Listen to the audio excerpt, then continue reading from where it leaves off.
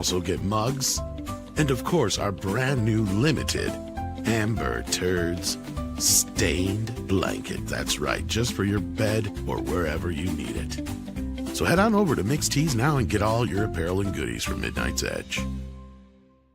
Get up, wake up, this is your final warning. It's time for Midnight's Edge in the morning.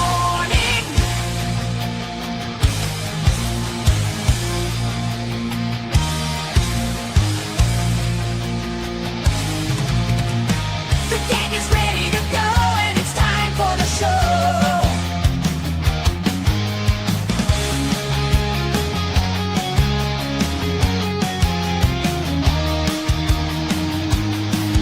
It's time for Midnight's Edge in the morning. Greetings, everybody, and welcome to Midnight's Edge in the morning. How's everybody doing? Good morning, good morning, good morning. How you doing, Andre? I'm doing excellent. We're right at the cusp of July. So, yeah, brilliant day. Brilliant new week. Indeed, we also have Culture Casino here. How you doing?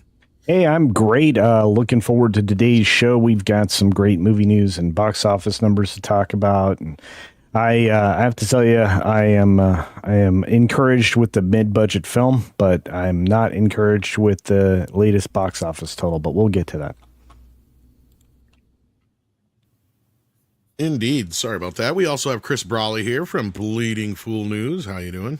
Hello, gents. Hello to the greatest live stream audience at this time zone and in this time zone. How is everybody? Indeed.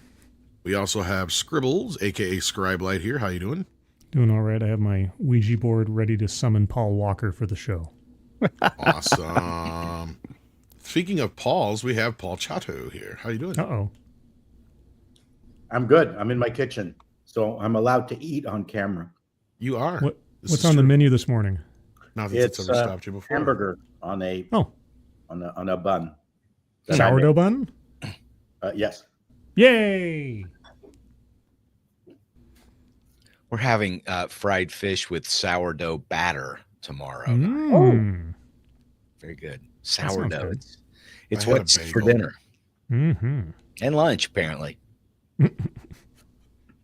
Good morning out there in YouTube land. We've got some regulars coming in already. I see D-Bud. I see, well, normally she goes under a different name, but the YouTube thing has screwed everything up. Yeah. So, yeah. It's really I don't know becoming why. irritating, They like- still haven't fixed it. Yeah, I recognize people's avatars, but then I see a different name, and it gives me like aphasia. It's like, oh, I know who you are, but somehow I can't remember your name without it right in front of me, or the code name they use Yeah. is different than. Well, the I don't name. know what- Yeah. I know her real At name. least- At least YouTube lets you know in advance they're going to do it. You know, Yeah. give the warning. What'd you say, Paul? I'm just saying I know her real name, but I don't. She never uses it, so I won't divulge it. Yeah, and Yeah, that's why no, I don't it's- like this. Same thing with at least Dr. Long Dollar is the same, but some of these other ones, yeah, I don't like this. And I feel bad for people because they may not necessarily want these as their usernames. Are you listening, YouTube? No, of course not. But I see War Monkey and D-Bud and all the regular folks here. How you doing? Hypergiver, good morning, good morning. We also have Hamdinger here. Packing Protons is in the house. How you doing, Packing Protons? He says in a $10 super chat for Paulie later. Wow. We'll see if he makes it today. We got Dr. Long Dongler here sending us in $1.99 with a thumbs up to remind you to pound that thumbs up if you haven't already. We got Corbin Dallas, who's been a member for 20 months. Thank you for that, Corbin. And then we got Kelly Hans, who sends in a $2 super chat and says, they should have ended the Fast and Furious 7 when Paul passed. Well, that's one of our stories today we're going to get to. Then we got Dark King 616 who sends in to Australia and says, Paul has been subbing in Chato GPT for years now. If I could actually read, I'm sorry, Dark King. That's a good joke. That was a good joke. But with that, we're caught up on the super chats so far. Let's get into the box office news, why don't we? Because we actually kind of had an exciting bit of box office this weekend. Let's get into it. We had a Disney film fail, and we had an original film fly. Isn't that right, Culture Casino? Yeah, actually. So the argument against original film, like F1 the movie, probably, not a good argument. Let's say it did well, won the box office this week, finished first. It proved itself worthy with $55.6 million domestic global opening over 150. So well done there. It is earning about $15,000 per screen, which is above everybody else by 9 to 10 to 11 million dollars in total earnings. I I've really heard the enjoyed. screenings were doing really well. I heard. Yeah, and when you take a look at of the movie, we were talking about it in the background before we started. Bruckheimer breaks it down with Joseph Kaczynski in a Deadline article that talks about the costs and the fact that they were essentially integrated as the 11th team on the circuit for the time that it was being filmed during the course of 2023. They literally were on the track at the end of time tests and things like that and training and all that. And it looks like the real deal. I should be seeing it. Didn't get a chance to see it this weekend as planned, but I should be seeing it here in the next day or so. And I couldn't be more excited. Every piece of feedback I've gotten on the film has been positive. My son and my son-in-law saw it last night. So what did you think? It's good. It's a fine theatrical experience. Is it a great movie? No, but is it worth going to the theater for? Yes. See, yeah, and that's something extra special that we don't have very often is it worth seeing kinds of situations now. But I'm telling you, $15,000 a screen is nothing to shake a stick at. And it was full last night at the theater we were in. Yeah. So you saw F1? Yeah, saw F1. Now there's an awful lot of subtle lines and jokes, character jokes that our audience, they were sitting on their hands. They didn't get. If you're an F1 fan, I mean, I'll talk about it later, but I mean, if you're an F1 fan, it's just filled with Easter eggs, sort of like the Minecraft of F1 movies. Did you see the influence of Lewis Hamilton within the film? Because I guess they couldn't have done it without him trying to hammer it through the whole time.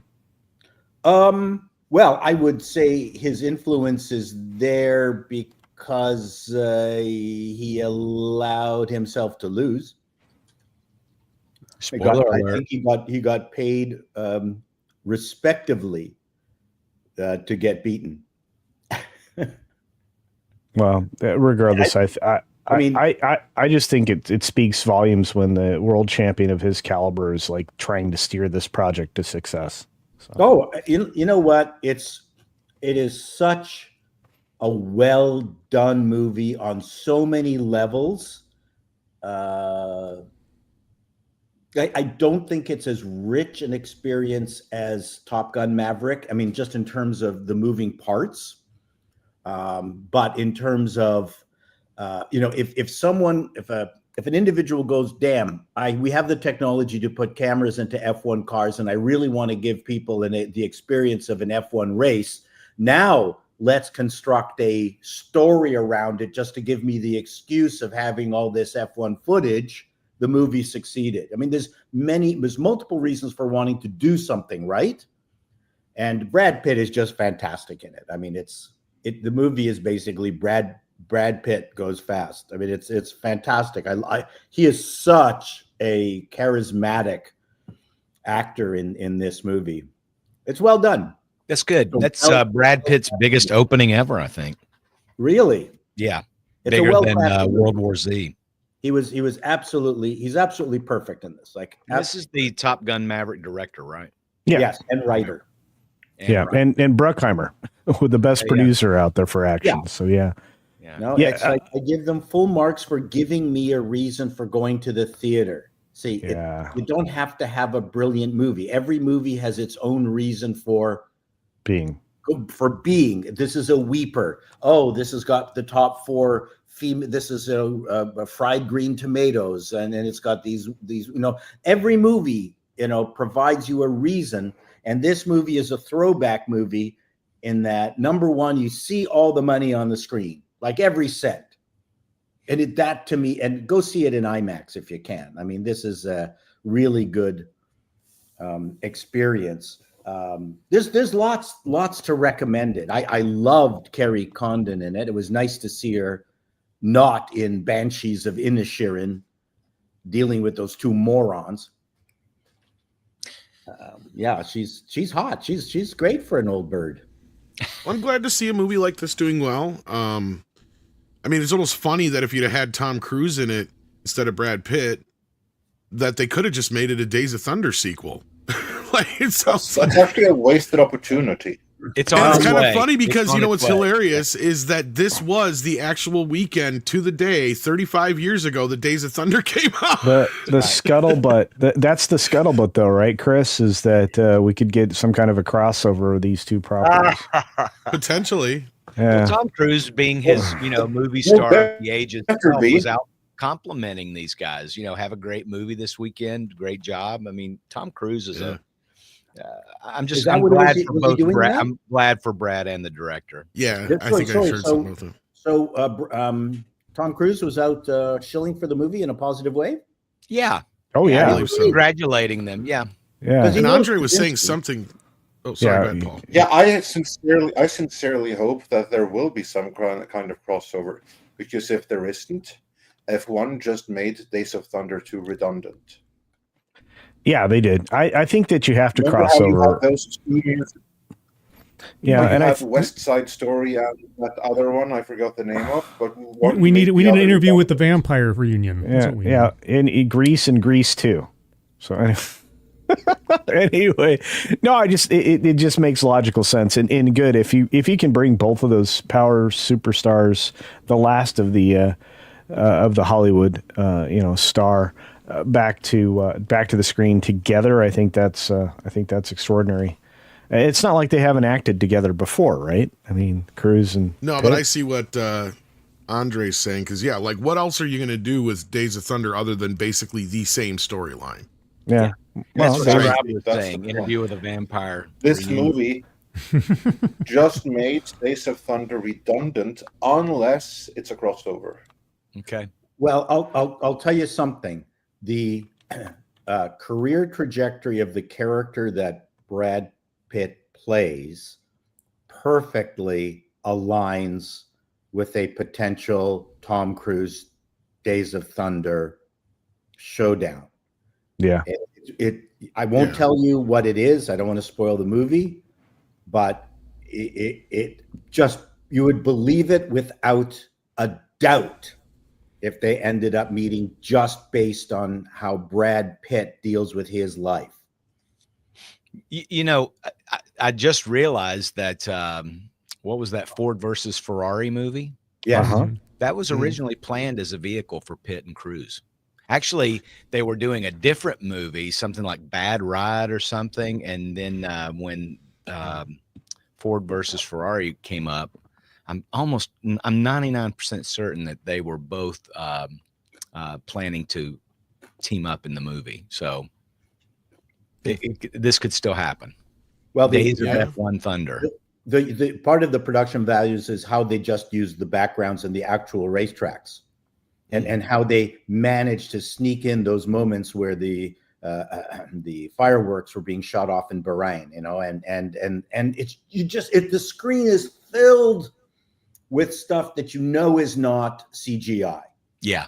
It's you just know, it's like, it's such a relief to watch this movie. And Paul. the lighting in it is old style movie. Like, they actually have backlighting with fill lighting. Like, holy Jesus. I'm like, wow. They're not just throwing people up against a screamingly white background and watching them in shadows all the time. I mean, it was it was so good on so many on so many levels. But it's not a movie for everyone either. I mean, No, but what this is a movie that gets your dad and your grandpa out to see movies, and that's why Top Gun was a big hit. That's why, Sound of Freedom managed to do well. And it isn't a sequel, it isn't a prequel, it has all these things going for it that I'm glad to see a movie like this doing well, because this is a classic style film out of Hollywood that they used to kind of make. Oh yeah. And sure, the budget might be a bit high, but it feels like one way or another, Warner Brothers and Amazon have worked together to make this work for both parties. And this, I think, is more of a future thing that we should be looking into, because this is where I see, like, some of these studios are going to have to sooner or later just say, fuck it. Our streaming services are not for our first run theatrical things. We need to either work with Amazon, Apple, or Netflix in the future from now on to make sure we can kind of, because here's what I see they're doing here. Because F1 would normally be a movie they would have made 20 years ago, and they know they wouldn't have made their money back at the box office, but they would have made all their money back on video because everybody would have bought this movie for their dad for Father's Day, right? Like that's the kind of movie this is, to where they knew it would have been able to make money, but they don't have that anymore. That's gone. They killed it. They destroyed it. So all they can do is work with somebody like Apple or Amazon. And this is why I was asking you earlier, Culture, who is the ultimate owner of this movie? So like basically it's Apple doing a distribution deal with Warner Brothers, it sounds like. That's exactly I was right. thinking like the studios need to consider this the other way around.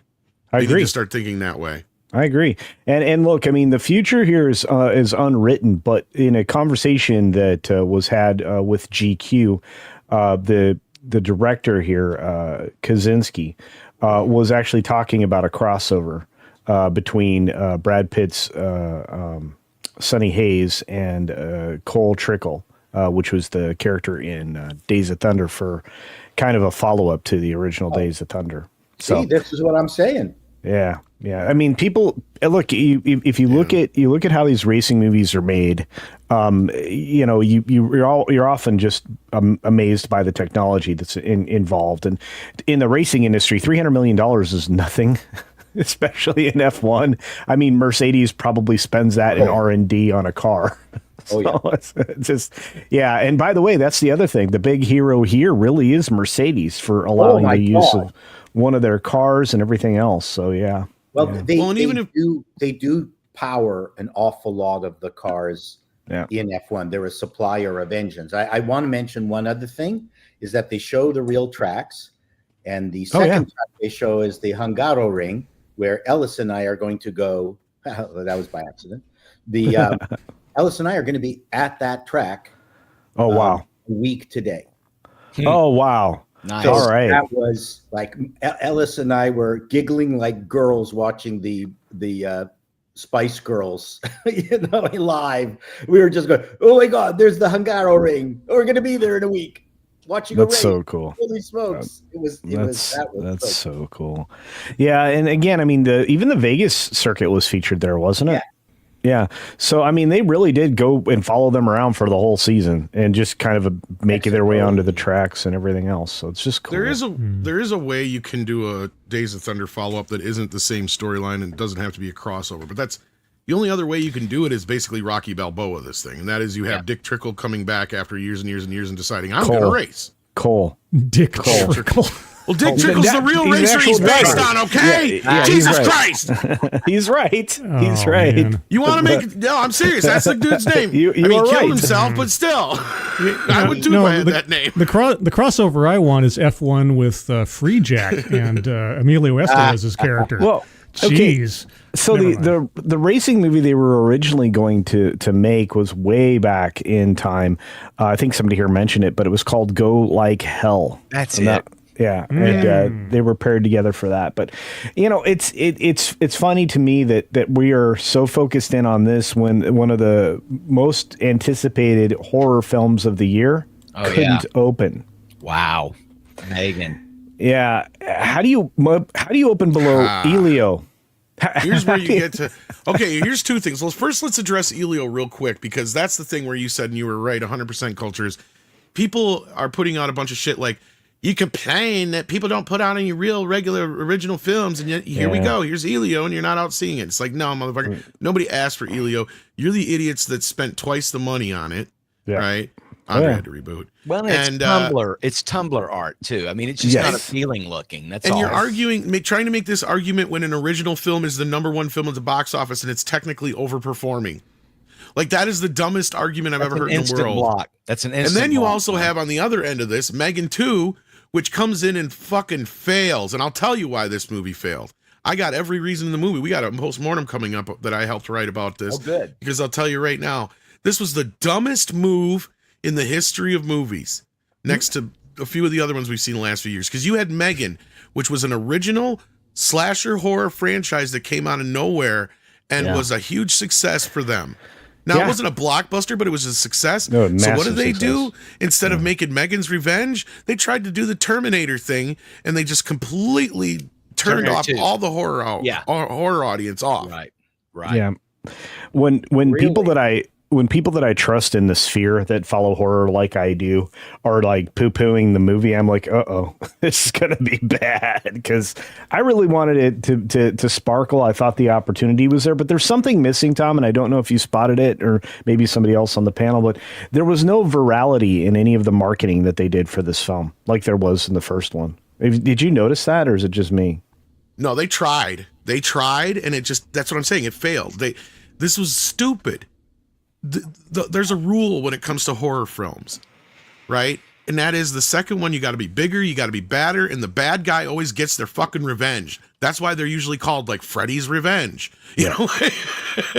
Well, the trailer told me it was going to be garbage in the first place because I saw her being the protagonist, an ally of the victims in the first movie. And I thought, wait a second. And then she was in some kind of rock'em sock'em robot scene. And I was like, this, before anything else came out, the trailer told me this was going to be garbage. Well, It's just sad. The movie that you watch is basically the setup for the next movie and Right. also the video game. You take a look at endless number of video games. This is the same problem in the video game industry. Saints Row. I don't know if you know or familiar with that game. Yes. One of my favorite games of all time, making fun of GTA and other similar games. And it's making fun because it is nasty. And I won't get into the things that you can do in it, but it's a pretty, you'll agree it's kind of a disgusting game, but that's part of the fun of it, right? Yeah. Like it's super ultra disgusting.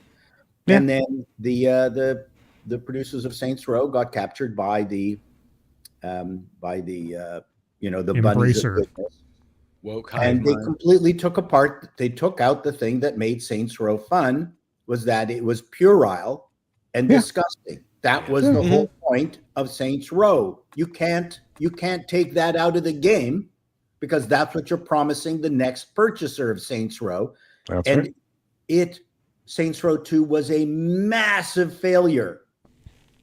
And it Oh, sounds not Saints Row No. 2. You're Four. talking about the follow-up, the Well, most recent when- version of it. Yeah, when Embracer Group Yeah. bought the property, and then they sorry. but yes, I Saints Row only- 1, 2, 3, and 4, I think were all I done only by the knew that same there people. was. Oh, sorry. I saw. Yeah. one. No, it's okay. Oh, No, I played them all. I played every one until we got to this most recent Embracer controlled garbage fire. It was No, terrible. but Paul is 100% right, and that's He is. exactly what they did here. Yeah, he is. See, the difference yeah. is you can do this once in a while. Terminator 2 is a rarity, right? Yeah. Because yes, the first film was never quite seen as a slasher film, despite it having all those tropes. all right? the Like, elements were in even it. Yeah. Cameron said flat out it was basically, heavily influenced by Halloween, right? Yeah. Yeah. Now the reason that the second film worked the way it did is because Arnold Schwarzenegger was Arnold Schwarzenegger. Yeah. And that was because between the time the first movie came out and the second film came out, he became this huge movie star. So it was much easier for the audience to accept him as a hero because they're basically retelling the same story, only now Schwarzenegger's in the Kyle Reese role instead of being the other situation, right? But with Megan, it was so stupid. There's nothing to hang that on. There's no reason for you to switch genres for the second film, especially when Blumhouse should know better than this. Because, as I said before, the reason this movie worked is because when the original Child's Play remake came out here, like, what was it, almost 5 years ago now? I remember my review of it, and Andre might remember, as I said, the sad part about it is, the worst part about this movie is it's a Child's Play remake. Yeah. I said, otherwise, it's good. I said, it has all these cool little new elements that if they'd have just made their own original horror movie out of this, we'd have a new franchise. So that's exactly what they did with Megan. Because I even remember saying in my review, I'm like, what boy is going to want to play with a doll like this? Now, if it was a girl, I could see the opposite thing. And that's exactly what they did. And I'm not saying somebody listened to me and took my idea or anything like that. I'm just saying somebody was smart enough to take that concept where you have this highly advanced AI, robot that can interact with other things. And it's like this child's, plaything or toy.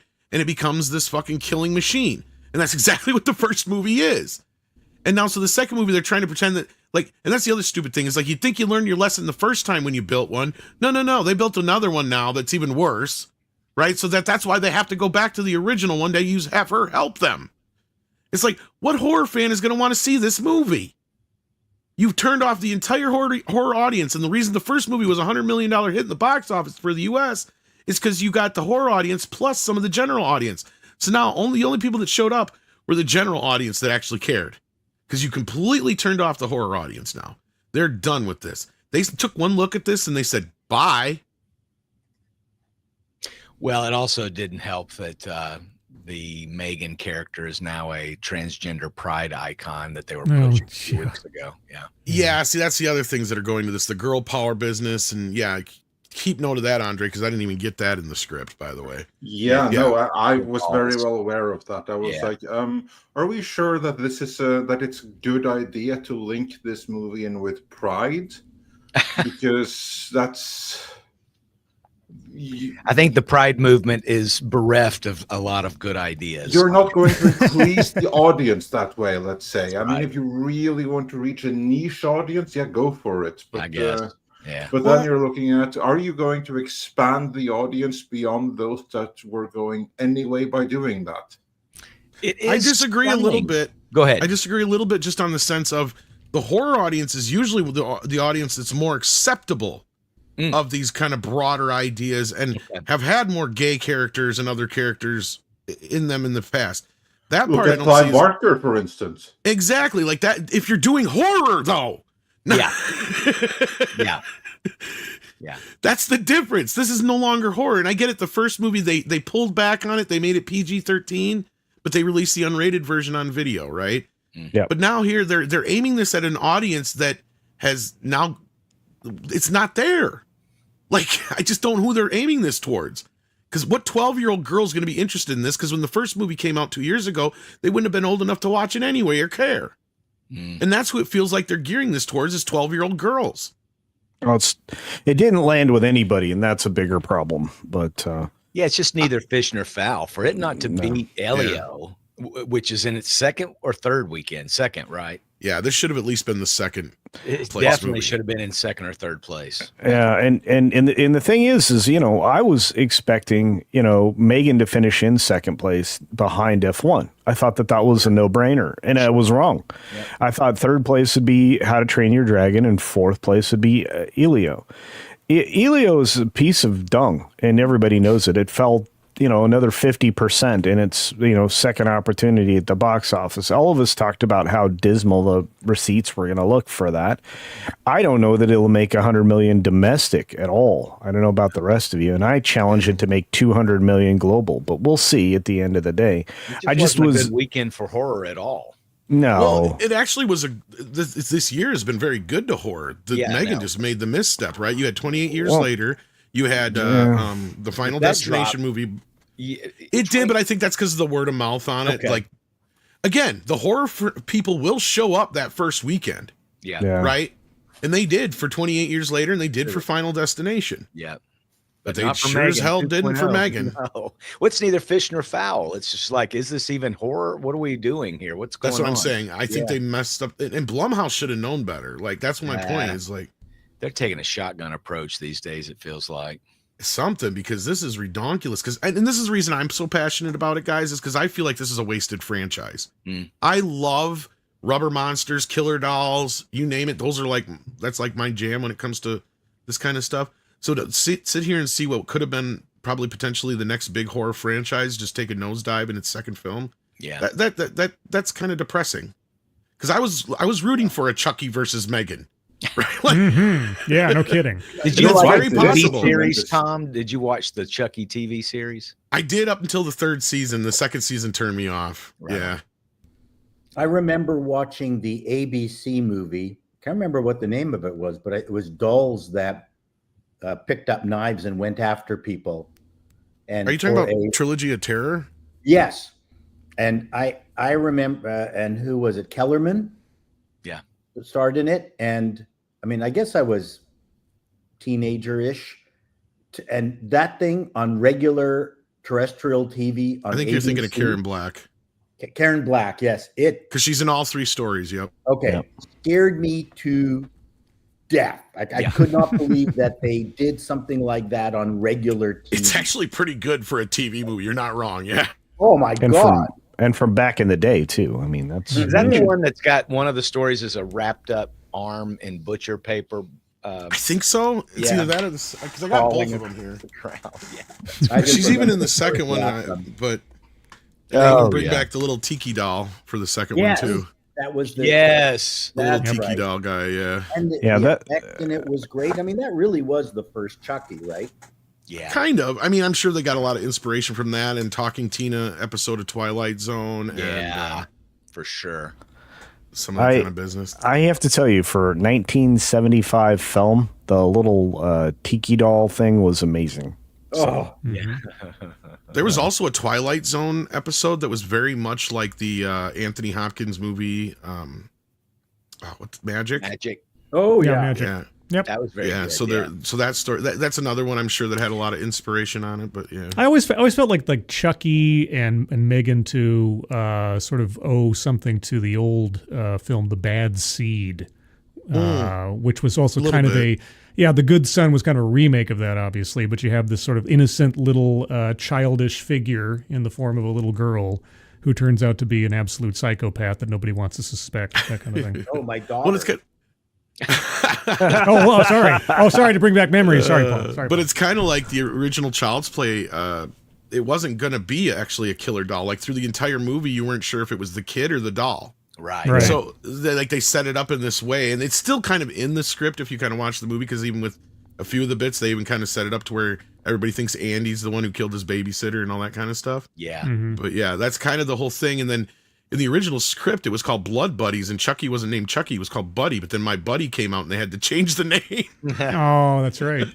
Because initially, what it was is the dolls would bleed, so like that was the whole thing, and the whole gimmick was you had to buy Band-Aids and all these other things because if you played too rough with the doll, they would bleed. What? So Andy gets the idea to mix his blood with Buddy to be blood brothers, and his id goes into Chucky, so it is technically the kid, right? Wow. Like, so what it is like the kid Jeez. acting out on the teacher, the babysitter, the dentist. yeah. So that's why all that stuff is in the movie. Yeah. Oh, That should have been what the remake was, not whatever the hell they did with the AI or whatever. I know, and that's where I said, "What did you do here?" Because this could be its own thing now, Yeah, and they yeah, did that yeah. with Megan. Yeah, Yeah. But do you think Megan is redeemable? As a No. brand? no, Not no, after I think that. they fucked it. Oh boy! Yeah. Wow. Yeah, I think this is a rare misstep from Atomic Monster / Universal. Blumhouse. Yeah. Because, I mean, you have to remember they mesh those two companies together, James's company and that. But I look at these things and I go, okay, so this is dead. That's a problem. You think so? That they matched two companies. Yeah, I think that they matched up two different companies. Uh-oh. You know what, Andre? Sorry, guys. Andre's internet's really bad this morning. Yeah. We do have Paulie joining us as well. Hey, cool. All right. But no, I mean, like I said, a lot of these things are falling too fast. Like, obviously, 28 years later, the word of mouth got to it. Elio's not going to bounce back at all. And you know, it's funny because in your second weekend, when you drop 50%, even with the terrible start that you had, that's rough. But the F1 movie probably was the best thing to show up in theaters this weekend. And the sad thing is Megan is the only movie that might break even because it only cost $25 million. Fortunately for them. Yeah, I'm looking at The Materialist, which is in number 8 position down there, and that's actually just about to breathe on break even. So once they do a few more million for marketing costs, I think. Oh wow, that John Wick documentary actually showed up in the top 10. Yeah. Materialist. That's another Pedro. And you can get that on streaming. Like, you don't even have to go see that in the theater. I didn't even know it was in the theaters. You talking about Ballerina? That's the Ballerina. I thought that was that documentary for a second there. joking. From the world of John Wick, I read that's all I read. Yeah. Oh. What's interesting is the total domestic box office for Ballerina is 55,473. Guess what? It was beat by just the first weekend. Domestically. Never mind, that was John Chick. I totally misremembered that movie was out. You know, F1 just had such good marketing. Really, It did. great It marketing, and Apple has demonstrated really high standards on their production on just about everything, whether you like the content or not. This was just a no-brainer, and Paul has convinced me to try to take the wife to see this in IMAX on Friday. Oh, I'm seeing it later wait for today. it. I think it's worth it. Yeah. The other thing too is we know that this has been fully paid for by Apple. I think one of the things that I do mention in my review. I thought it was a half and half deal, Paul. Oh, was it? Okay. Well, Apple doesn't. I'm not give us 100%. That's what I was told. I Well, thought it was. this way. I did want to. I Apple did want to bring doesn't up. care. Oh, sorry. I want to Apple bring up this doesn't little care. side story that came up that I saw, and I'll share it here, which I was really fascinated by. This is from the Sports Business Journal. F1 film features sponsor-heavy racing gear product placement, and according to this article, just the sponsors that you see on the suits and things of this fake racing team. Yeah. Yeah, They paid for those. They paid at least $40 million just for Yeah. that.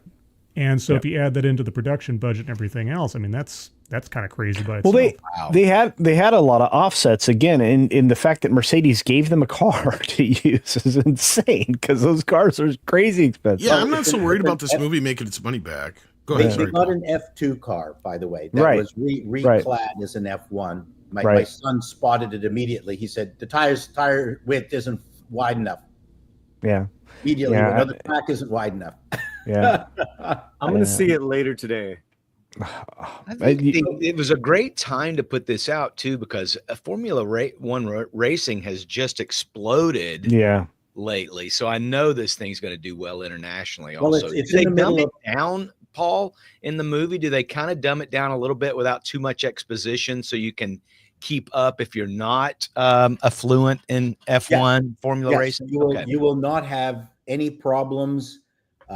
Even when it comes to the secret sauce moment, it's eminently understandable, and they don't overdo it.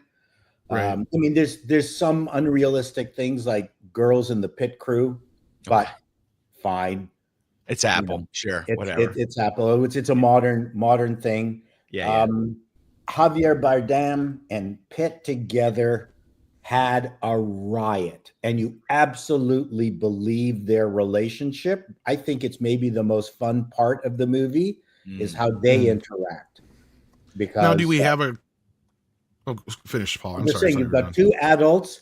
Javier Bardem is not unsexy either. I mean, the women are not going to have a bad time with this movie between Damon, the young black adversary. He's not a bad-looking guy.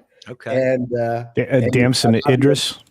Idris, and you've got Javier, who is fantastic. And again, they just nail their relationship between Pitt and Javier without exposition. Like, it's just so well done. The script does have those traditional Top Show Gun, don't tell.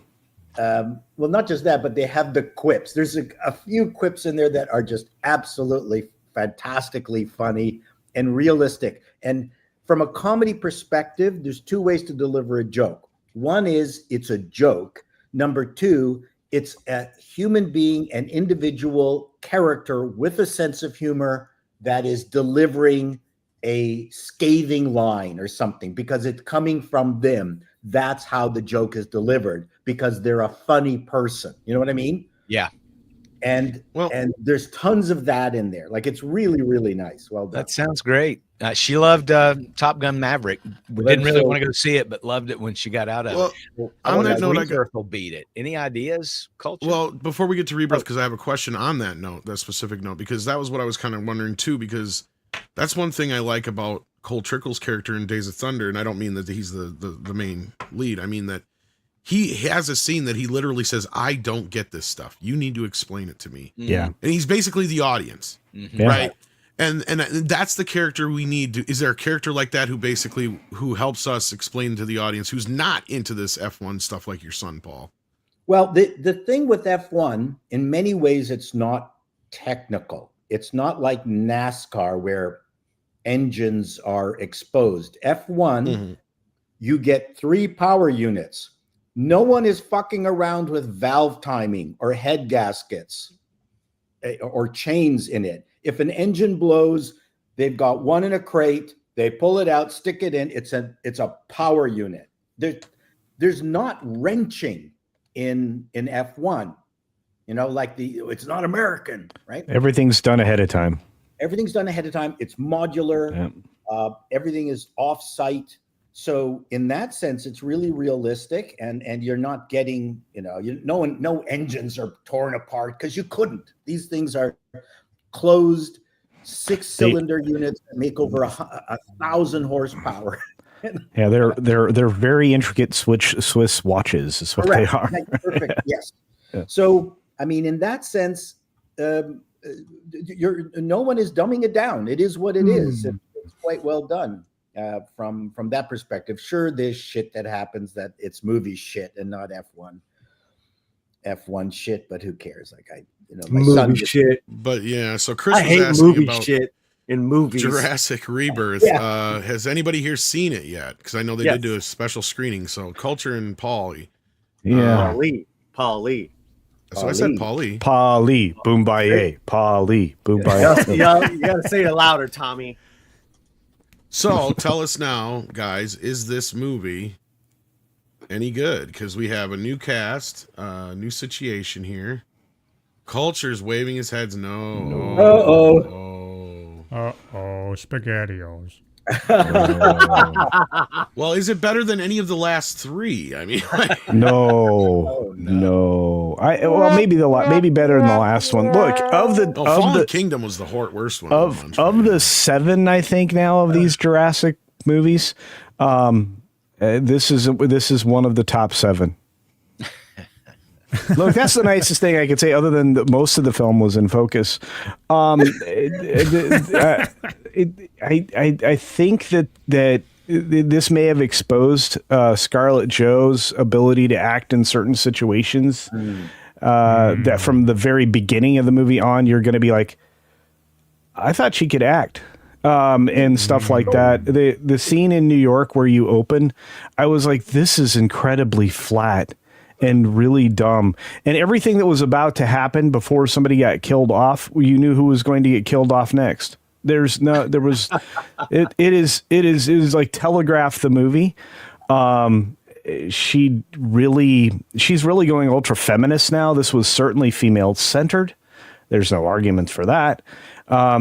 And at so no it's time, as bad as I feared. Then Culture, sorry to interrupt. Please do. I did a whole review on my channel. I got so much hate. There are a lot of people that were triggered by hearing that this wasn't going to be the bestest dinosaur movie ever. How can they hate you, Culture? How can they hate you, man? I don't know. But the comments were not kind, Paulie. I was called a D&D player. And look at this guy's beard. Well, okay, thanks. Regardless, I don't know. I want to hear what Paulie has to say. To be clear, before we jump to Paulie, I will say that there is a Jurassic Park fandom, and that's probably what came after you. Go ahead, Paulie. I mean, you know what's funny is that I actually agree with Culture, but I had a good time. You know what I mean? It was a terrible beginning. Man, that first 20 minutes sucked. I was like, what is going on here? Yeah. Is this like a final cut? Because we had seen the early screening. Like, that's right. That's what I felt like. I was in a test screen. I was like, this is so bad. No. But then you know what? I'm one of those guys that I actually like the family, and it gave ScarJo and Mahershala. Okay. All right, are you all right? I'll let you talk, brother. No. I said, wow. Okay, that's all I said. Let me get it out because it's kind of tough with the panel talk. Because for me, it was so, like you said, it was so by the numbers that at least when the family came on, Mahershala and ScarJo had something other than being mercenaries to go on. Listen, it's all pretty weak sauce, but it was fun, man. ScarJo's cute. Granted, I went in there with very low expectations, right? So I had a good time, and then I said at the end when I was with reviewing it, I go, "This is gonna do great for 10 days because families are gonna love this type of film." That's all. Okay. Oh man, so which of the sitting around tables talking about our feelings scene did you enjoy? Which of the talking round table? Yeah. Remember, you sit around a table and have a conversation about our feelings. Which one of those did you enjoy in the movie? it's just it's not a matter of enjoying. It's just a matter of like the character. What's it called? Exposition. Yeah, it was exposition dump. Right? That's what we got. Those were. Yeah, I mean, it wasn't painful, but it's just like, all right, moving along. But again, man, I think for me, listen, I'm not trying to go after you. For me, no, I didn't think so. No. It's like it's all par for the course here, man. You're here to see the dinosaurs, some action. I love the little kid. I love the little dinosaur, and the merchandise. The boyfriend was so annoying. It was hilarious because Rosa, who reviewed it, she hated this movie. Me too. Me too. And she's like, if my daughter would have brought in a boyfriend like that in the house, it would have kicked his ass out of there. Dude, just this completely blown out stoner kid. I was like, oh, kid, please stop. You guys are really making me not want to see this movie. I'm tired of the feelings roundtable. Yeah. I tell writers who contact me that if you want to see the best moments of exposition dump, then it's Terminator 1 with Kyle Reese yelling at Sarah Connor while they're driving away from Schwarzenegger, and he is telling her the most ridiculous story of all time. She wants to get out of the car, but she can't get out of the car because it's moving. She's trapped. She doesn't know what's going on. She's confused. Someone's trying to kill her. She thinks she's with a maniac. That is one of the best examples of potentially horrific science fiction story dump of all time. Yet the setup, the danger. No, man. Okay. No, Paul is right. Like an this movie's the opposite of that. There's nothing. Because an audience will accept that exposition dump as long as you're just doing something during it. Go see it. Turn your brain off. The parents are to love it because the kids are going to be, eating it up, and that's it. It's got 10 days. Well, even bring some no male gaze allowed. So there's no. We'll get to that in a second here. But bring stuff. Bring stuff cute, to man. She's cute, but that's about it. I'm talking about ScarJo. She's so wooden. Honestly, I think everything that ScarJo is in is played just like her character in Under the Skin. There's no emotion. She's got no range. It is the same character every single role she plays. There's no difference. There's no discernible change. She's not. I mean, she might take direction well, but she has never impressed me as an actress or as a person or even her looks or anything. I don't know what the draw is, honestly. Maybe I'm in the minority. Well, no, I look, this is the first time it's ever been exposed to me how little she emotes. I mean, and at times, and she tries to, at the beginning of the film, convince the audience and, others that she has PTSD in some form or fashion because she watched one of her team, blow up in a roadside bomb. Right. And, and then it's not one scintilla of evidence in that in the entire film, though. During her performance, there wasn't any of those like jittery moments or anything you would see from an actor that was trying to genuinely play somebody with PTSD. And I'm going to tell you right now, the Lucasfilm influence in this movie is so disgustingly bad that I think that just kind of spilled into everything about this, including the dinosaur models, because I swear to goodness, the last dinosaur is what's the thing that's in the pit that eats people? The Rancors. That's right. It looks like a freaking Rancor. It's a mutant. Yeah. It's a mutant. Yeah, it's a Rancor. I've said this for a while. It's a Rancor. It's a Rancor. And I mean, we even have this one where it's like a more photo or a more scientifically accurate raptor or whatever, where it literally looks like the 6-foot turkey the kid was making fun of in the original Jurassic Park. Okay, that dinosaur was a hybrid. It was weird. I don't even know what it was. I figured it was a cross between like a pterodactyl and something, but that was bonker sauce. All I saw was 6-foot turkey. Yeah. And then, well, at least there wasn't the ridiculous of having a tamed, friendly blue. Look, I'm gonna tell you this right now. Thing. Blue is where they should have went with this thing, because I wasn't a big fan of the last 3 movies, but I'll tell you this much. I'm a fan of these type of movies, as I brought up before with Megan. I love monsters, I love dinosaurs, I love all these kind of things too, growing up, and you and I share this. Yeah. But here's my problem. Who wasn't the idiot that sit down and go, okay, we've had all these movies now, they've taken over the world. Let's do Jurassic World War. We've given the dinosaurs guns and they've turned against us. How hard is that? Yeah, man. There wasn't any of the magic of the first two at all. No. There's some good moments. For me, listen, you went deep on this one, CC. I'm just like, and I'm sick of the mutants too, to be honest with you, because to me the regular dinosaurs are scary enough. I gotta tell you, the coolest parts were the sea dinosaurs, and I was always thinking like they could have changed the story's perspective where the family was the main thing. You show them first, then you bring in ScarJo's team to save them, but it's through the family. Because I thought the dad has got great film presence, great charisma. Did. Yeah, he did. He was really underutilized. He's kind of probably like the next Bardem. That was a superfluous piece of the film, though. As much as you enjoyed it, and I agree, he's a heck of an actor. Having them there, I just looked at it as like, this is superfluous, and they're doing it for checkbox sake because the whole movie's like that, dude. You can't just oh. Yeah. No, you're making my point, which is what I said in my review, dude. Yeah. Here's the thing. I'm with Tom. What I didn't like was right at the beginning of the movie, you're getting a double fist of message when it comes to climate stuff. That was ridiculous. And they don't stop with that. You get that 2 or 3 more times in the film. And that's on the boat ride. I'm telling you, there were five different parts of this movie I could have taken a nap in. That's how boring it became at different points. Listen, I'm not going to defend this saying it's a good film. Well, I wouldn't even say the last one was. But I know it was bad, but I had a good time.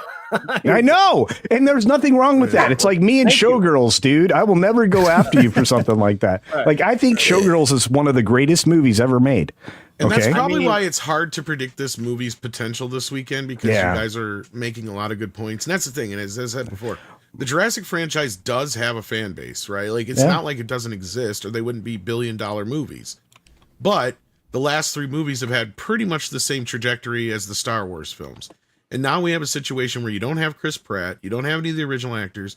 You got ScarJo out there going like, the male gaze is a horrible thing. It's like, bitch, the male gaze made your career, because you guys are sitting here flat out saying it. She can't act. No, she never could act. The only reason she's ever had a career is because she was hot. I'll say it. I'll 100%. Fucking flat out say it. Yep. Jessica Alba couldn't act either, but guess what? She was fucking hot. Yep. And that's all that mattered to people. Why is that such a problem? Well, Johansson could be serious. Alba really couldn't pull off serious, but you're right, Tom. To a point, you're not wrong. Hey, look, I'm just gonna terrible. I'm just gonna say a few new generations of actresses have the same problem. Oh, sure. Zendaya, I cannot find a reason for her to be in anything. To be fair, silly tennis movie aside, that Paulie and I disagree. I still love those conversations because Paulie and I talk passionately about films, but I don't understand her. There's a few other actresses I just don't get. Why are you here? Because you clearly aren't acting. There's so many better female actresses out there that just are underused. But see, back to Tom's point is that the one thing that ScarJo always had was that sultriness we liked. Right. Lost in Translation, some other stuff. And then you're saying she like dissed her earlier career. Is that what you're saying? She's saying, like her earlier career was full of male gaze roles. Yeah. And she's so glad that things have changed in Hollywood. It's like, how's that working out for you, honey? Especially, look, we'll see how this weekend goes. She's a liar because she showed up last week in some red carpet looking just banging, man. She looked incredible. Come on. Attracting the male gaze. Right. Yeah. I mean, how dare she? How dare she have curves? World. I feel like Rebirth will open #1, then Superman will quickly stomp a mud hole in it. Yes, Smurfs will. It'll look like one of the pits. Yeah, that's what's going to happen. But Paul brought this up. I'm sorry. No, you're right, Paulie. They got 10 days, but Paul brought this up earlier. It's like, yes, women do the same thing. Why do you think they like fucking Brad Pitt and Mel Gibson? Like, my mom used to joke about, you're gonna get an obligatory butt shot in every Mel Gibson movie. They even made fun of it in Loaded Weapon 1, right? Like, the women went to the movies to see that shit. There's still like at least 3 or 4 topless Brad Pitt moments, and the woman sitting next to me sighed every single time. Oh, yeah. Well, tell me about, and this is a good question because I got to get out of here, unfortunately. But Carrie Condon, you said that she did really well in the movie. Yeah. She can actually act, though. Yes. Yes. Yeah. Really so that's a different. So like if you hold up ScarJo and her, there's no comparison. If you showed up, Zendaya, who is, the original wood plank face, and her, there's no comparison. So we need to actually get, the Hollywood darlings, the Neo kids, out of this, and we need to get actual people that can do a good job. I'd like to see Paulie in a movie, I think the last 30 seconds of what you just said, just like on Par Casino, you make no sense. Thank you. Thank you. I think, What were you saying, I Chris? think ScarJo is the same as Jennifer Connelly. I mean, somebody might want to fight me over it, but she's got no range. Jennifer Connelly is always leaden. I mean, she really doesn't. I think Connelly, But I don't know. she knows Connelly how to. Yeah, sorry. No, please go ahead. No, Scribe, you've been the quietest this time. Go, Scribe. Oh, I was just going to say between Mulholland Drive and House of Sand and Fog, Jennifer Connelly's got some range. Requiem for a Dream. She can put the effort in. Maybe she's got this much to ScarJo's. Like here's ScarJo's I'll agree range, with that, here's yeah. Connelly's range. Maybe a little more. So what I was going to say is that I think you guys are confusing, kind of like Acting. No. Range as far as playing different characters, like a Meryl Streep, being versatile, as to knowing your strengths with a camera. Connelly knew her strengths with the camera. That's why she won A Beautiful Mind. It's kind of you're right, but I think that's a she's the different same- skill set. I don't think it's the that's same- she does the necessarily an same emotional thing. range. They don't have but- emotional range. I don't think I would be all right. convinced But at that's, yeah. ScarJo ugly crying or something. But you compared That I would- ScarJo to Connelly. I'm like, no, Connelly's like, Then again, I got to come in here for Connelly and say she did more acting in Labyrinth at the age of 16 than I've ever Agreed. seen ScarJo Yeah. do in her whole Well, life. Okay. ScarJo was good in Lucy. She was, and she was good in Jojo Rabbit. She was she seemed rather expressionless, and I know that's probably what the director asked her to do in those scenes in Lucy once she took the magic blue stuff. But yeah, I don't know. I like that movie, but that's a pure sci-fi film, and I just that kind of stuff I love. And just with I agree with Paulie. Paulie knows what he's talking about. Acting is often just being able to deliver your lines and stand on your mark. I mean, that's a lot of acting is that. And Americans like a type. They tend not to gravitate towards actors that have range. What you're calling range, like Alec Guinness was unknown in the United States, mainly because of the variety of characters he played, which made him popular in the UK because that was what made you an actor in the UK. In America, it's John Wayne 100% of the time, every single day. Doesn't even matter if you've got Oriental mustache on, you're still John Wayne. So that is an American style. So ScarJo does that. I mean, Cate Blanchett's got very wide range. Cate Blanchett can play. I agree, but that's a different. Charlize Theron. Paul won the argument because Culture left. So. Oh no. He had to leave anyway. No, he had to leave anyway. So check out Culture Casino's channel. Culture. Thank you, Culture, for being here. And let's get into some super chats before we get into our final story. Because this one, this is not the one I was looking for. Where's the one for Paul?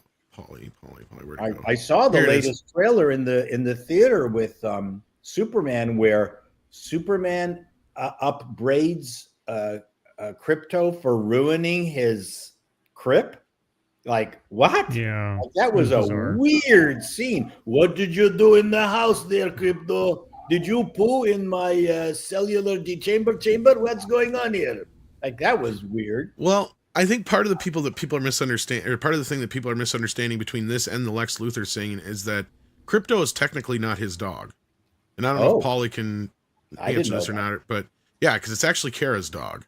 So he's actually babysitting the damn dog until she shows up, is what it is.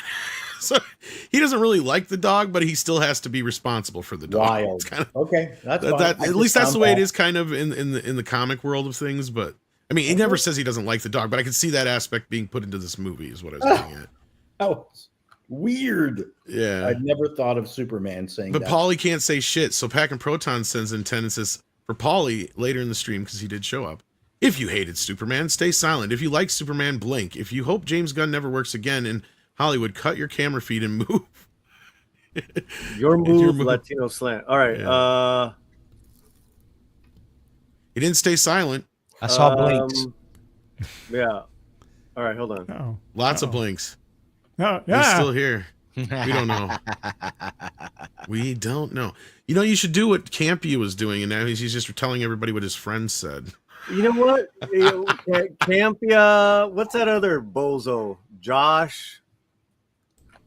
These guys are just ruining it for so many people who, you know, whether they want to see it or not, like they haven't even seen it, but they're pulling, you know, what do you call it? Rumors and leaks and doing like these live streams. I could have done that. Yeah. That's bullshit, man. I hate when they do that to people. It's just, you know, all that whole Campia, what's his name? Josh, Denim Nerds. Oh, Denim Nerd guy? Yeah, I don't know his name. Yeah. And this is not a personal thing, right? But fuck those guys. That's not how, because it'd be one thing if you weren't taking people's money. Yeah. Right. But they're taking so many people's money in those live streams, man. And it's just like, you know what? What are you doing that for? I think that For those needs to who be didn't- I think, Tom, you ought to write a movie script about that very thing. Somebody ruining a massive tent pole that's supposed to go out, but they did a viral video with some leaks that weren't real. And they didn't give it. They didn't. What give I'm a damn actually about it. what I'm actually referring to is what Campia did, because I'm sure he's on either he didn't see it or he's under NDA as well. So instead of saying what he felt or giving his review, Right. he went and reported what a bunch of his friends who went to the screening with him or were there as well said. So he's not actually giving his opinion. I don't know how he danced around this shit, but that was my understanding of what happened. Now, most of it was positive, so it doesn't matter. But Paulie's right. Like this, I don't know if it was a gimmick or a game that they're playing now because they're trying to get out ahead of us or what. But like, Well, because they know that there was people that saw it, last week, right? And all this time in between, so they're trying to get ahead and feed their audience because they have big audiences. I think that's just a terrible clickbait. Absolutely, yeah, man. yeah. It's like I could have done that. We could have done that here. We could have done that here, man. Oh, you have respect. You're a good guy. Well, it's just. And a lot of it came out of Paulie told us afterwards he just didn't want it spoiled it for anybody. And even when Correct. Andre and I were talking to him, he didn't really give us too much to go on. And I won't say anything of what he said for that I don't very want. reason. I don't want to know. Yeah. Yeah. No, I mean, I've heard some things from other people who have seen it too, and it all kind of syncs up in a way. So I'm like, all right, cool. And that's all I need to hear. I will say this, I can't wait to talk about it. Yeah. Even though we recorded our stuff that night, I can't wait to talk about it. But that's all I'm going to say. Mm-hmm. Here's one observation that I Well, and I have did blink. is that I'm regardless whether the movie is good or bad, the sense is that it's going to be successful. And the reason I say that is because Gunn had the temerity to take a strip off of Marvel in an article not too long ago. You don't do that unless you feel that the gun you're holding is filled with ammo. Right. If he felt that the movie was going to fail, then that would take quite a lot of hubris to go after Marvel and explain why Marvel sucks now. He didn't say that, but he explained why Marvel isn't working anymore. And he threw Esposito under the bus. Yeah. Hey, Yeah, Tom, so- can we Anyway, What were you saying, Paulie? could we go back to now with Jurassic Park and then the box office for the next month? I mean, so you have all these movies that are kind of like packed in together. Train Your Dragon, F1, Lilo. It's like it seems every week there's a major blockbuster that's coming out after is good. Superman. There's not one for weeks. If Fantastic you Four. consider F4 a blockbuster, so Smurfs. yep. Hey, families. Yes, Smurfs. And I Yeah, know 'cause it the did last two last have summer done so well. reboot. Isn't there a reboot of I Know That Children? might do surprisingly well, but I personally have nothing for because I hated the first one. So. Me too. It'll do Show better us than in, Megan Smurf. 2.0. Yeah, I still haven't seen it, but Yeah, show so those in, sort of Smurfs there, Tommy. Yeah, well, this one's all fully animated, is my understanding. This isn't a live action hybrid like the other ones, so this is kind of like a reboot. And so I don't know how well this one's going to roll with the kids, but yeah, we'll see on that. But speaking of rolling, let's roll into our final story before we get into super chats here, because I guess we're getting Paul Walker back in Fast and the Furious 11. Now, Dear Lord. I have not really ever watched any of these movies. My kid is a huge fan of them, and surprisingly, I've managed not to actually see an entire one of these movies. I've bought them twice, but I've never actually watched them. So, evidently, they're looking at doing 2027 release for the 11th Fast and the Furious film, and they appear to be bringing back Paul Walker's character. I'm assuming probably just for a cameo. An AI, but what's your guys' feelings about them resurrecting the dead actors in films thing? I put my poster interpretation of the event in the share there. Well, that or does Paul Walker going to actually need a walker? Because in reality, he'd be what, in his 50s by now? Something like that. Yeah, no, between AI and deep fakes and God knows what Well, else. how are you going to be able to tell the difference between a dead actor and any of the actors who are in it? Well, they already did this once. They already did this once with Paul Walker's. They did this with Paul Walker's brother previously because they just superimposed a Paul. But that's because they had to face. finish the movie. See that? Right? I Yeah, understood. it was very Brandon Lee kind of Crow kind of thing. It's like, oh, it was already in production, so there you go. So I don't understand this obsession with constantly, like, literally in this instance, to resurrect a dead actor for a cameo or something else. See, How important is this franchise to do this? I don't know how well did the themselves? last one do. Oh, And they those all things make money, I think. They make money. Yeah, they make a lot of money. So But I think it's the Yeah, I pretty mean, twist it's would clearly be a here. gimmick. Yeah, I think the the whole twist. series is a gimmick. Damn it! Trying to get a joke. All right. Sorry, Polly. I think the twist here at the end of the movie, we find out that all the actors have been dead. Oh! It's all been a dream. It's all been a dream. Yeah. You know, you were talking about Terminator 2. I do know this about the Fast and the Furious, that Statham's character, didn't he play a villain at the beginning or in one of the early movies and then came back and later teamed up with them? So Wasn't that with the Hobbs and Shaw business? yes, exactly. Yeah. So another heel. Well, and the other big thing about this movie is that I supposedly the Rock had been made up. Isn't that what the other story was about this like a I couple hope weeks so. back? I hope so. Yeah, so and I think that was the whole thing, is this they're going to try and bring everybody back and do some big final, even though like the last 3 or 4 of them were supposed to be the big finale. I don't know how many big finales they can have for this. Well, I think one of the things you have to remember for this franchise is that some gimmick like bringing Paul back actually fits the ridiculousness of the franchise. So if I'm a fan of it, I go, that's a feature, not a bug. Well, yeah, but what we need now is an F1 crossover. Tom is busy. F1 Tom and the Cruise Furious. can't do it. Yeah, I love it. F1 and Free Jack. That No, that make me oh, happy. Man, Formula Did you say low jack? Free Jack. With Fast Emilio Estevez F1 and Furious Free Jack. There we go. man, Free Jack. No. You ever seen Nobody Free remembers Jack? Free Jack. I but you I and remember Stride. Free Jack. Pepperidge You Farm and I are remembers the Free only two Jack. people who remember it. Mick Jagger's best role. I know exactly. He Exactly. said free jack. It's Formula One. Un. Oh, jeez. Well, All right. Well, let's get into some of these super chats here, unless anybody's got anything more to say about AI. Paul Walker. Paul Yeah, Walker. Paul Walker. I'm against it. If we're taking a vote, I'm against it. There we Yeah, go. no, totally. That's. I creepy. guess that the family would have had to sign off on that. They probably need Ah, money. yeah. You know.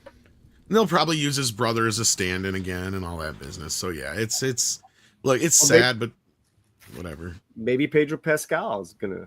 I hope Do you know the number two earning music performer of last year? The number two music earner, Yanni? Michael Jackson. Michael Jackson. Oh. So speaking of dead, I'm just Yeah, saying that's that true. there's money in dead. exploit Well- the estate and the properties forever. Siegel, Yep. Schuster, I hope they keep Superman alive forever. But you know, Paul, though, I get where you're coming from, and I totally agree with you. But the music thing, I feel like, is more of a reason that the music has sucked the last 20 years. No. now what if they did AI Michael Jackson music They have done stuff like that. and released it? They did, and they got sued. Oh, okay. All right, good. Well, that wasn't AI. What it was, okay, so this is the shortest version of the story I can tell you. So remember after Michael died, like 2 albums came out of nowhere? Yeah. Well, what it was some unfinished material, and they had some vocalist who sounded just like Michael come in and finish it. So the fans sued when they found this out because they thought they were buying the last Michael Jackson music. Sure, most of it was written by Michael, and it actually had some sort of work that he had done on it, but either the vocal track wasn't done or something else wasn't finished. So they had engineers and this other guy come in and finish it up. So there's whole YouTube videos about it out there, guys. So if you're interested in it, check it out. So yeah, Sounds it's funny you say interesting, yeah. that, but that actually did happen. Gosh. Millie Vajackson or what? Jackson. Jesus. Oh shit. Well, The sad part is Prince has tons of stuff he never released, Yeah. but yet his family just keeps re-releasing the same crap over and over again. It's like, no, give us the stuff that he's had in the vaults. Like, because he famously has a whole vault full of shit. Hours. Yeah. Well, and they even do weird deals with Spotify. Like there's this one great, fantastic sort of love song. It's really a sexy love song he did called The One, O-N-E. If you can find it out there, it's hard to find in any rendition other than a live version, but had an MTV music video and everything. It was fantastic. And so some songs are on Spotify, but others are not. I don't know. Whoever's handling Prince's estate or I don't know who is, Bush but League. yeah, it's kind of Bush funny. Leaguers. Yeah, that's all. Yeah.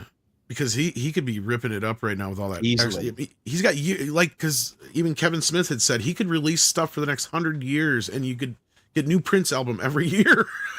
Do yourself a favor and watch the rendition. He does a guitar solo when George Harrison died. They inducted him into the that was great. Rock and Roll Hall of Fame. Yeah. Man, Yeah. what a moment! Oh, Well, that was where they asked Eric Clapton. They're like, "What does it feel like to be the greatest guitar player of all time?" He goes, "I don't know. Ask Prince." That's Prince. Yeah. Yeah. Anyway, let's get to these super chats. Yeah, Mark remember Field that says- Rolling Oh, go ahead, Stone? Paul. Rolling Stone, like they named the top, was it 100 guitarists of all Guitarists. time? Yep. Right, and Prince wasn't on there, and that's one of the main reasons why he went and did that. George Harrison. Oh, I did not know that was the reason. Okay, I didn't know. One of the reasons. Of Man, course, he ripped you know, it wide open. Yeah, it was amazing. and then like it came Yeah. out like a year or two later, and he was like number 14. I hate Rolling Oh, Stone, man. man. It Yeah, they sucks. Do you know- failed a long time Do you know ago. why he bad. never? I finally found out like a year or two ago why he never showed up to the We Are the World session. Because him and Madonna were the only 2 stars who didn't show up because they were holdouts. And I can't remember why Madonna didn't, but initially they were going around saying that Prince wanted his own studio to record it in. And then he was like, "Well, send me the tapes and I'll record it in my studio." That was the story that originally went around. But no, I guess last year it came out because I saw this documentary about it. He didn't want to be there because Michael was there. Oh, okay. He's like, "Is Michael there?" And he's like, "Yeah." And then they said there was a long pause and then click. Yep. Little rivalry. Yeah. Well, And he never showed up. Madonna didn't show up because they weren't offering free African children. Free African children. Oh, Blah. it's too bad. Yeah. So for those who don't know, the reason everybody was there is because they recorded it right after the Grammys or whatever that year. And so like they gathered all the American artists they could, and like those were the only two that were holdouts, were Madonna and Prince. Marrana. The grannies. So anyway, Mark Field says if Megan is Highlander, then Megan 2.0 is Highlander 2 The Quickening. I think so. Quickening Death. Jeremiah Hembry says, did you see the trailer for the new Ryan Gosling film and how the plot actually pretty interesting? How he has to save the son so it goes to another universe to get the idea. Terrible. I saw the trailer, yes. What is this one? Is this Hail Mary or is this what This it is Hail Mary. Hail Mary. Yeah. Oh, yeah. That's what I thought. Looks like a combination of Sunshine and The Martian or something. I'm not quite sure. Sunshine, that's what I was trying to think of. Didn't we already have a movie about this? Well, the but author of yeah. The Martian came up. This is his story. This is another. Oh, one of his okay. stories. Okay. Well, that makes sense then. The problem I have with any story of a reluctant person becoming heroic, I just have an antipathy towards that. I want Captain Kirk. I want to be out there. This is what I want to do. I'm going to get into trouble, but I am driving this story. Not everybody around me shoving me to do something that I am not capable or interested or want to do. I'm going, okay, what's the point of this film? Anyway. Well, it's just a trope, making the audience the surrogate, some person that's not quite ready to become a hero, and they've just beaten it to death. I watched the trailer and I thought to myself, oh, well, that's how DEI hires work. So go ahead. Sure. Yeah. So it didn't impress you either, Scribe? No, I mean, I like Ryan Gosling. It looked really slick effects wise and everything. But yeah, the stranger in a strange land, fish out of water thing, when you have something that complex. I just, even in the trailer, I couldn't, and maybe the movie will explain it more succinctly. I couldn't understand if you're setting up a guy who is just a high school or junior high science teacher, right? But you're going to send him on this mission that is the only chance for the survival of not only humanity, but the entire galaxy, except for this one sun that, and I'm not giving anything away, guys. This is all in the trailer. No, it's all in the trailer. One star out of the entire galaxy is not, has not caught this disease or whatever. Yeah, how do stars catch diseases? The whole thing was just filled up with so much stuff. I'm thinking, okay, if I'm supposed to suspend my disbelief, this should be a fantasy film, not something that's supposed to be based in science, because you've got stars dying, you've got aliens, you've got a junior high teacher becoming the hero of humanity. I'm just like, if this was Hitchhiker's Guide to the Galaxy, I could buy it. I see. But they're couching it in, and especially if the pedigree is The Martian and the author, because my first thought was this feels like The Martian. I'm like, okay, but that was all based in very much grounded in relative terms science. So now, what is this movie? Is it a comedy? Is it a fantasy? Is it science fiction? Is it science anyway? It's we'll see. Weird enough to be part of Stanislaw Lem's weird sci-fi universe, because he did weird sci-fi. Yeah, but there's part of me that. There's part of me that still has a sort of rule in my head that in most instances in fiction, you're allowed one fantastic element and any collateral organic consequences of that element in order to suspend your disbelief. In this instance, you've got dying stars across the entire galaxy and interstellar space or interstellar travel and an alien. I'm like, okay, you might be laying it on too thick. Well, part of the I don't problem know. It might be great. If you know about interstellar space and if they're able to take him to near light speed, he can get there in a reasonable amount of time. Yep. But by the time, if he gets back, Earth is done. That it reverses. Yeah, exactly. Earth is going to be disappeared. He's not coming back to anybody. Yeah, the time dilation with light speed means that everybody back on Earth ages at the normal rate while you're effectively in suspended animation to a certain extent because of the differential. Yeah, so... Yeah, well, we learned that in Interstellar. Which is why some scientists say that traveling forward in time is most likely possible, but going back in time is a whole nother can of worms. Right. Yeah. But anyway, yeah. So I'm not going to. It all reminded me that I never watched First Man, Ryan Gosling's other space movie. I have that, and I still need to see it because Andre has said some good things about it. But yeah. But, well, we'll have to see how this movie turns out, Jeremiah. I think you got your money's worth. Money's worth. Yeah, we got Elo Elohim. I hate that they've done this to the number. Elohim. Elohim. Elohim. Yeah. Elio. And then Alan Octavian Moldovo is here, and he says, hey, panel, saw F1 Sunday. Great movie. Surprised to see a lot of teenagers and mostly girls in the movie theater. Wonderful movie experience. Oh, that is kind of surprising because I was curious to see what the breakdown was going to be on it. So For which one? For F1. Because I figured it'd be skewing more older. I didn't realize there'd be any teenager, girls. Well, isn't that young dude supposed to be in with the young crowd there? I guess. I don't even know who he is. So yeah. Well, that doesn't mean anything. And then Pilgrim Media says, can we get a Days of Thunder Ricky Bobby vehicle? Well, Paulie's right. It doesn't mean anything. No, I'm just saying that you don't have to know his. I heard he's very. I popular. don't know him, so yeah, who cares? young actor. Yeah, they do evidently. No, I don't know can we either. That's what I'm saying too. Yeah. If Ricky Bobby doesn't show up in a Days of Thunder sequel as a cameo, I'd be very upset. He's got to be up there in the stands. I love you, Coltrigo! I love it.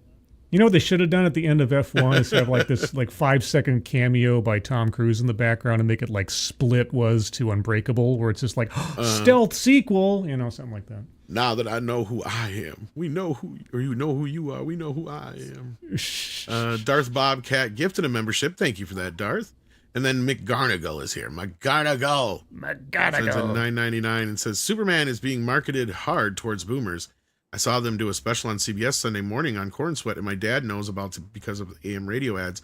Will it pay off? It's funny you mentioned that, McGarnagle, because my dad also texted me, what was it, Wednesday or Friday? So I remember saying it the very next morning on the show. I'm like, my dad asked me about this movie. That means this movie's hit the mainstream. And that means he's also possibly interested in it because he could have gave a shit about Man of Steel or Superman Returns. He's seeing stuff for this that is getting him interested, though. I just saw they had a bit on CBS Sunday morning. It looks very, very exciting. That's right, Dad. Chris knows what I'm doing, right? Yeah. Very good, Dad. Charles Krauthammer did a piece on it. We'll take you to the Superman, Dad. Andy Don't worry. Rooney mentioned a new Superman. Hello, everybody. I'm back from the grave to tell you that Superman is back. What was the name of the guy on CBS Morning who traveled across the United States? Oh, not Roper. I'm trying to remember who that was. Yeah. It was great. He was wonderful. Look him up. We're losing our audience now, Paul.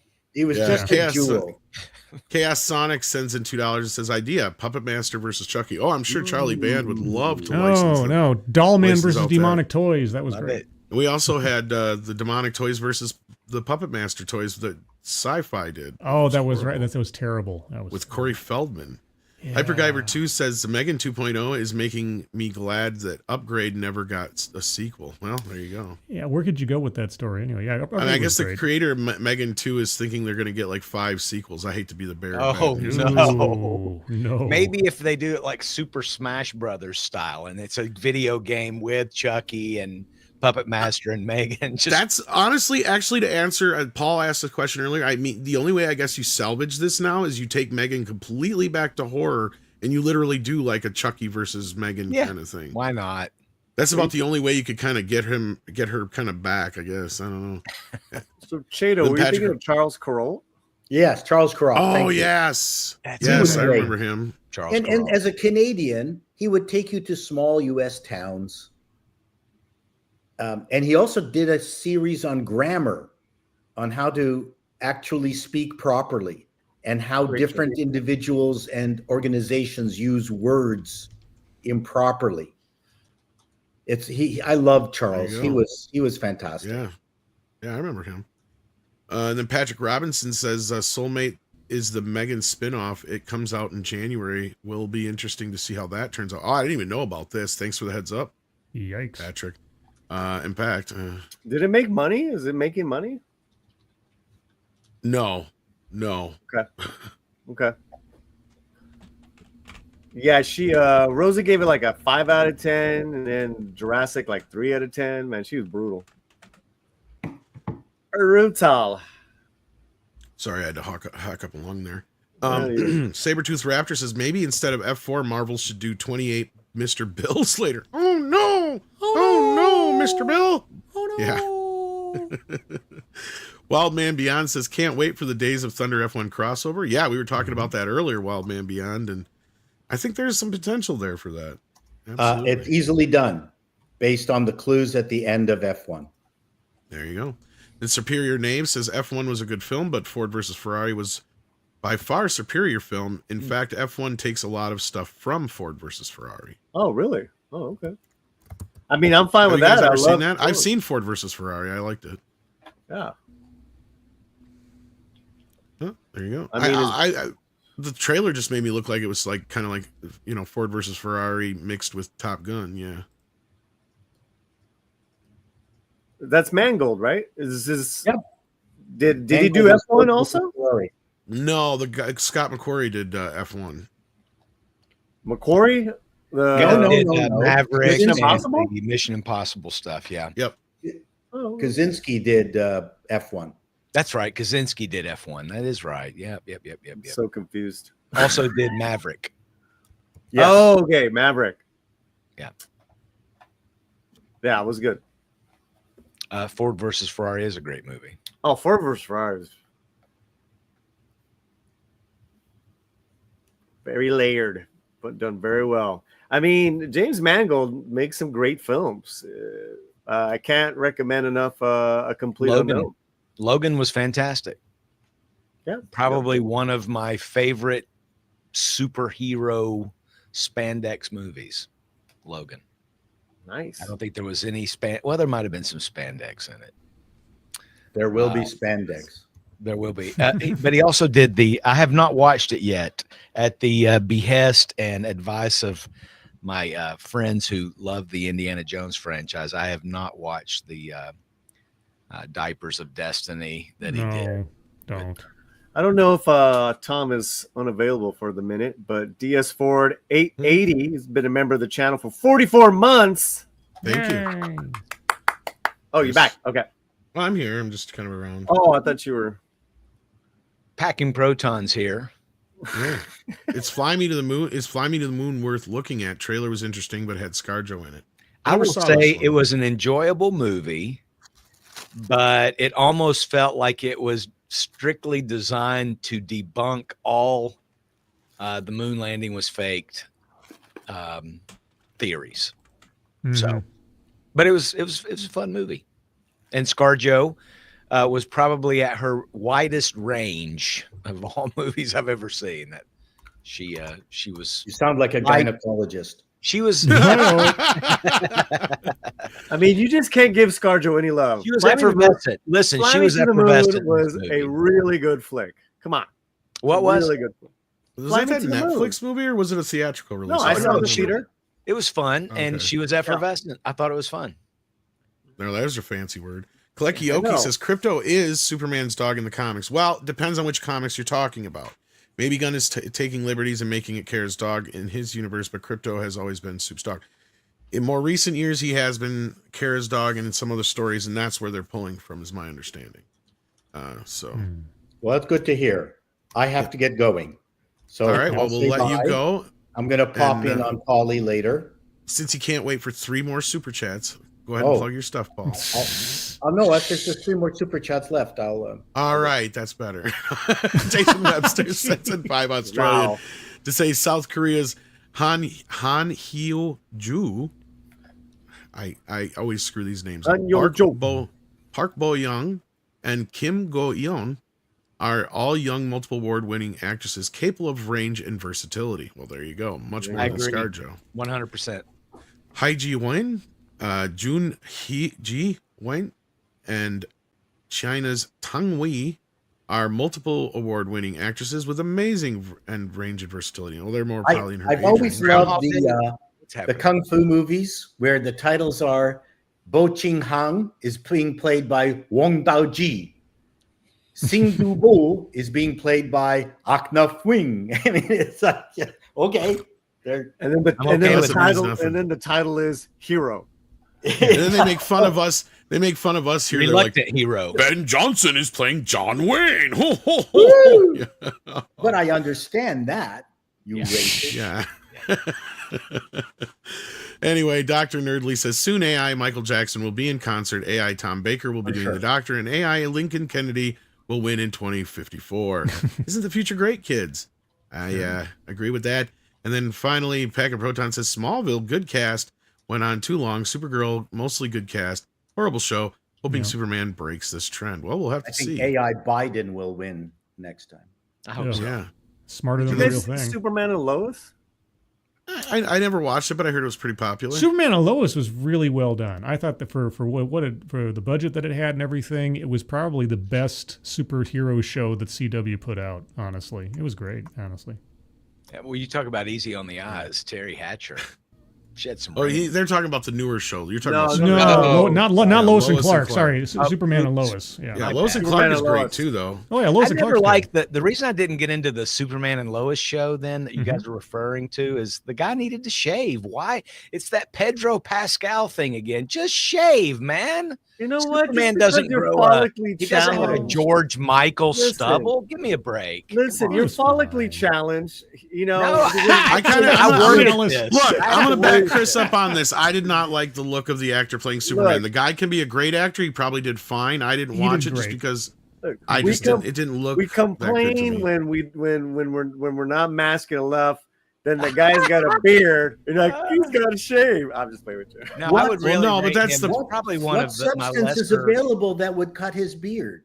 Oh, but Kryptonite Razor. Come His on, heat man. Read the vision. comics. Come His on, heat guys. vision. That's what he does. Heat vision. Yeah, with a mirror. He does Yeah. do it with a mirror. Yeah, I learned that in the cartoon. Yeah. I just think the actor probably has too heavy of a shave line. They're like, oh yeah, just go ahead and keep it. Yeah, because that made he gets me 5 mad. o'clock Even shadow Caesar by Romero- noon. That's why. Even Caesar Romero would wear makeup over his mustache. Come on. Well, that's Oh, yeah, because that his would've mustache looked- was his that would've signature. been- That's why. It's a good show. It's a good. Okay. And it ended really well. You Okay. know, Yes. they had They some did a good Loki job. bumps here and there over the. Not as the- bad as Supergirl, I hope. Yeah. No. No. But no. it, Well, let's let- it was a great ending. Sorry, Tom. Let's let Paul plug his wares so he can get out of here because he's old. Later on today, at some point, I'll have a review of F1. That's my plug. All right, sounds awesome. I bet you liked it. Scribe, you got a show coming up anytime soon? Yep. Today at 12:30 Pacific time, 3:30 Eastern will be the next episode of DEI Death Watch. Good gravy. We got all types of crazy stuff. The president of the University of Virginia decided to resign rather than deal with anti-DEI stuff. We've got transgender discrimination is being challenged because of DEI. That's by the ma'am. EEOC. It's yeah, and then there's something about how Trump's DEI issues have crossed the pond to the UK Pride festivals. Not sure how that one works, but we'll find out later today. Well, today's the last day to talk about that, right? I know exactly, Yeah. and it all Like stops Chris. forever and ever.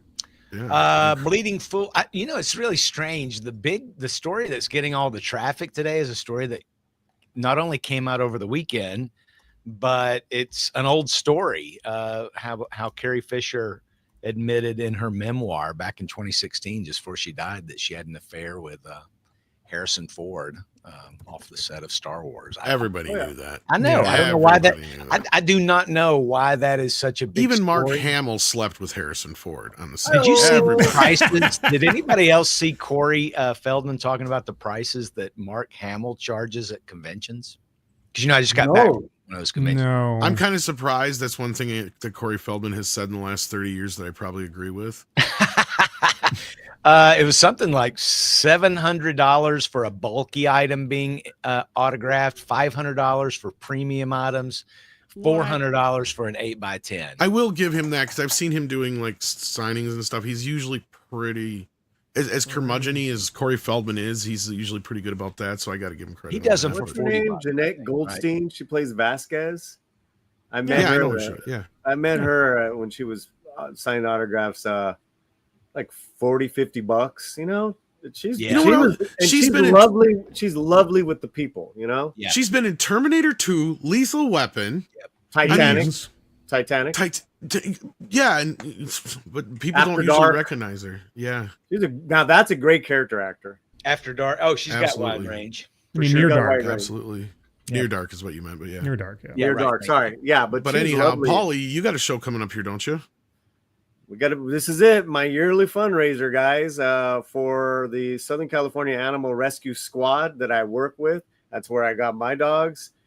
These are incredible ladies that do this nonprofit 24/7. So we're raising money for them the next couple hours. I think we've already raised over $300-400. I'm so excited. Some of the gentlemen here on the panel are going to come and hang out with me. Different friends and homies have been retweeting this. So we're going to get that going in a few minutes right now, guys. Awesome sauce. So check that out, guys. And with that, take care of each other, and we'll see you later. Bye, guys. Oh, bye. As Andre would Adios. say, since he's having internet troubles, it is time for Koalas in. Koalas in the rain, koalas in the rain, no fucks given. Koala, koala, koalas in the rain, koalas in the rain, no fucks given. Koala, koala, koalas in the rain, koalas in the rain, no fucks given.